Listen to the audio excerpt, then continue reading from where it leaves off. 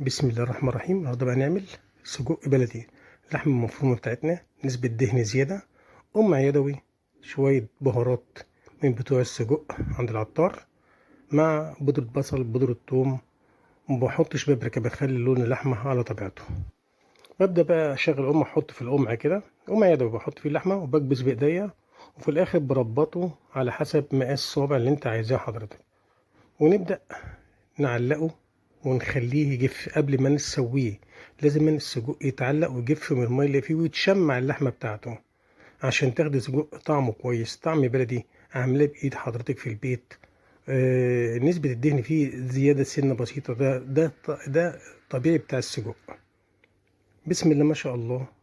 حاجة روعة، حاجة لذيذة وسهلة وبسيطة، وأي حد ممكن يعمله في البيت بإمكانيات بسيطة جدا. صلى اللهم على سيدنا محمد وعلى أهله وصحبه وسلم.